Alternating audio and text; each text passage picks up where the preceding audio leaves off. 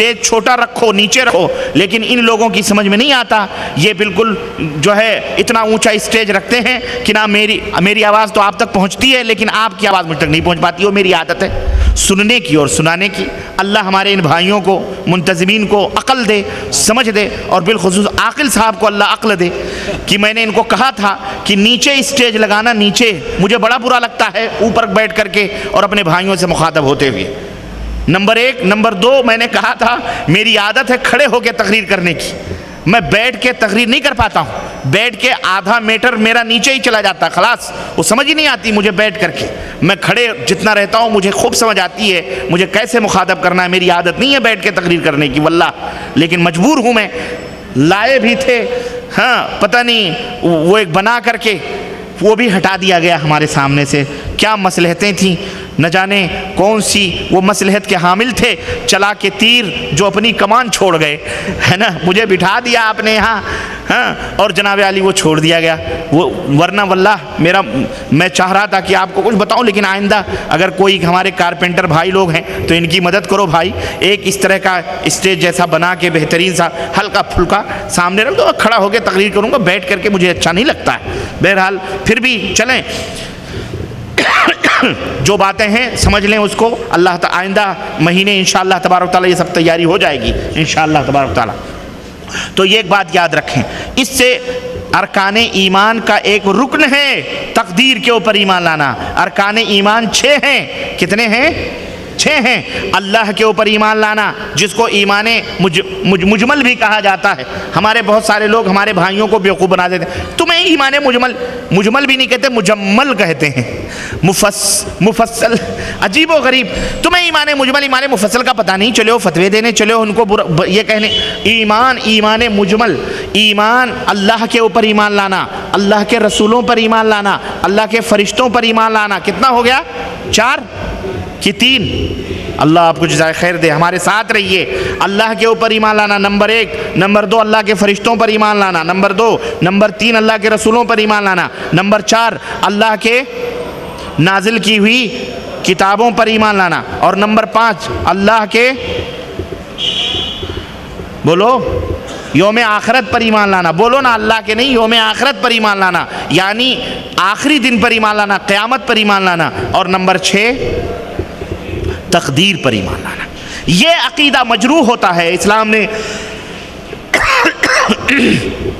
اسلام میں یہ عقیدہ اس لیے رکھا گیا ہے کہ اے اللہ کے بندو، جب تمہیں کوئی مصیبت آئے، جب تمہیں کوئی پریشانی آئے تو اللہ کی طرف رجوع کرو، اللہ سے توبہ کرو، استغفار کرو، اللہ سے اپنے گناہوں کی معافیہ مانگو، اپنے اعمال اگر تم کم کر رہے ہو تو زیادہ کرنے کی کوشش کرو، اگر جزا فضا کرنی ہے، اگر رونا اور گڑ گڑانا ہے تو مصلی بچھا کر رات کی تنہائیوں میں اپنے مالک حقیقی کو آواز دے لو، ادعونی استجب لکم، رب فرماتا ہے مجھے پکارو میں تمہاری پکار کے اوپر لبیک کہتا ہوں۔ یہ عقیدہ اسلام نے دیا ہے کہ جب تم پریشان ہو، مصیبت زدہ ہو، اولاد نہ ہو رہی ہو، مقدمے نہ جیت رہے ہو اور پریشان ہو، تجارتیں فیلڈ ہو جائیں، صحت تندرستی ڈاکٹر انکار کر دیں اور روزی روٹی تنگ ہو جائے، تب ایسی صورت میں کیا کرو؟ اپنے مالک سے دعا کرو۔ اللہ کے حبیب فرماتے ہیں اپنے مالک سے رو گے، جزا فضا کرو گے، گڑ گڑاؤ گے، اپنے گناہوں سے توبہ کرو گے، اپنے گناہوں سے استغفار کرو گے، اللہ کے حبیب فرماتے ہیں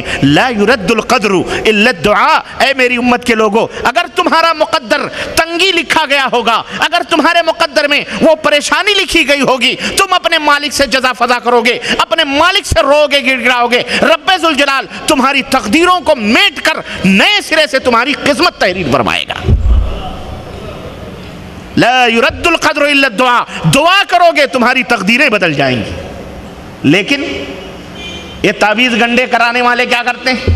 اولاد نہیں ہو رہی ہے، نماز نہیں پڑھتے، روزہ نہیں رکھتے، قرآن نہیں دیکھتے، اللہ کے اوپر کون اللہ سے جزا فضا کرتا ہے؟ ہاں میٹھا میٹھا ہپ فٹافٹ، ارے فلانے حضرت ہیں ان کے پاس چلو، تعویذ لکھاؤ، چٹ مگنی پڑھ بیا، 9 مہینے کے بجائے 3 ہی مہینے میں اولاد فارغ ہو جائے گی، لختے جگر دیکھ لو گے، گود ہری ہو جائے گی اس لالچ میں۔ اللہ کی قسم، مزاروں کے اوپر، خانقاہوں کے اوپر، درگاہوں کے اوپر کیا کیا ہو رہا ہے، اعوذ باللہ۔ ایک بھائی ہمیں واقعہ بتلا رہے تھے، وہ کہہ رہے تھے انہوں نے توبہ کیا بعد میں، کہنے لگے کہ میرا واقعہ ہے میرے اپنے ساتھ کا، میں آپ کو بتلا رہا ہوں کہ مجھے اولاد نہیں ہو رہی تھی، میں نے اپنی بیوی کو لیا اور بیوی کے ساتھ اپنی چچانی کو لیا کہ میری چچانی میری بیوی کے ساتھ رہے گی، میری چچی میری بیوی کے ساتھ رہے گی، اور مجھے سعودی عرب آنا تھا جلدی سے، اس لیے میں گیا اجمیر یا کسی درگاہ کے پاس، اور وہاں حضرت سے بات چیت کی، نظر نذرانے دیے۔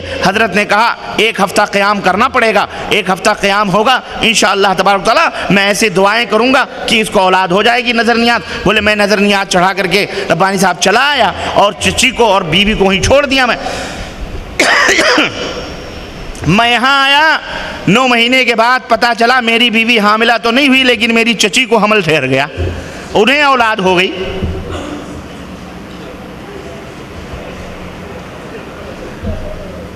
اب اشارہ سمجھنے والوں کے لیے اشارہ کافی ہے۔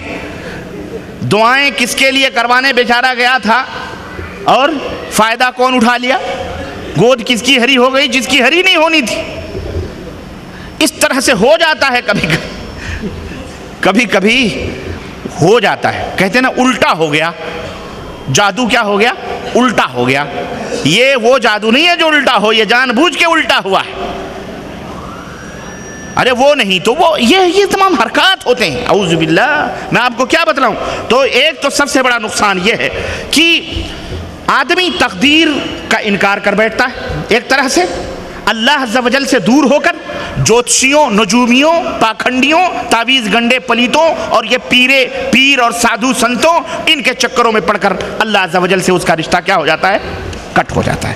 ایک تعویذ اور گنڈے کے نقصانات میں سے ایک نقصان یہ ہے، اور دوسرا نقصان یہ ہے کہ عام طور پر آپ دیکھو گے تعویذ گنڈے پلیتے جو کثرت سے کراتے ہیں وہ توہم پرست ہوتے ہیں۔ توہم پرست سمجھتے ہیں، وہم کے شکار ہو جاتے ہیں۔ چھینک آئی، ارے فلانی نے جادو کیا ہوگا، کہیں گاڑی الٹ گئی، ہو نذرانہ بھول گئے، فلانے بابا کے مزار پر ہم نے چادر نہیں چڑھائی، اس کا نتیجہ ہے یہ۔ واللہ توہم پرست ہوتے ہیں، کوئی بھی حادثہ ہوگا فٹ سے الزام اس طرح کے ہیلے اور حجتیں کرنا شروع کر دیتے ہیں۔ اور پھر دوسری چیز، ہر چیز سے ڈرتے ہیں، ہر چیز سے ڈرتے ہیں، ہر چیز سے خوف کھاتے رہتے ہیں۔ بلی سامنے سے گزر گئی، خلاص اب یہ کام ہونے کو نہیں۔ حاجی صاحب منہ لٹکائے ہوئے آ گئے بازار سے، حجن نے کہا حاجی صاحب بازار جا رہے تھے منہ لٹکا کر کے کیوں آ گئے؟ کہنے کے سسری سامنے سے بلی گزر گئی، کیا کروں، آج تو بازار بھی صحیح نہیں ہوگا اس لیے چلایا میں واپس۔ یہ توہم پرستی کا عالم یہ ہے میرے بھائیوں۔ کوا مڈیر پہ آ گیا، گگری ٹوٹ گئی، گھڑا ٹوٹ گیا، سالن گر گیا، فلانے نے کام کرنے سے پہلے چھینک مار دی، چل ہٹ، اسی وقت تجھے چھینکنا تھا جب میں یہ کام کرنے جا رہا ہوں، اس کی چھینک ایسی، اس کا فلاں، یعنی توہم پرستی۔ رات کو جھاڑو نہیں مارنا کیونکہ ساری برکت باہر نکل جاتی، رات کو ناخن نہیں کاٹنا، رات کو آئینہ نہیں دیکھنا، ٹوٹے گلاسوں میں پانی نہیں پینا، ٹوٹے آئینے نہیں دیکھنا ورنہ قسمت ٹوٹ جائے گی۔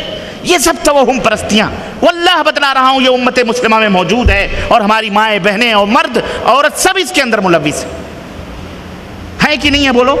تو یہ تعویذ گنڈے پلیتے کرنے والے ایک تو اللہ سے نہیں ڈرتے، واللہ اللہ سے نہیں ڈرتے یہ جتنا جن سے، بھوت سے، شیطان سے ڈرتے ہیں۔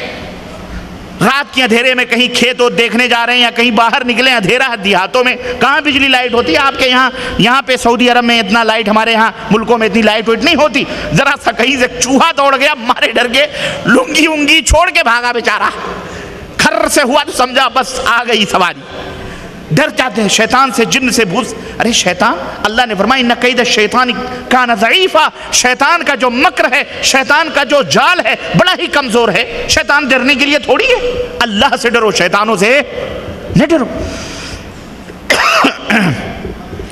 اور پھر اس کا دوسرے نقصان میں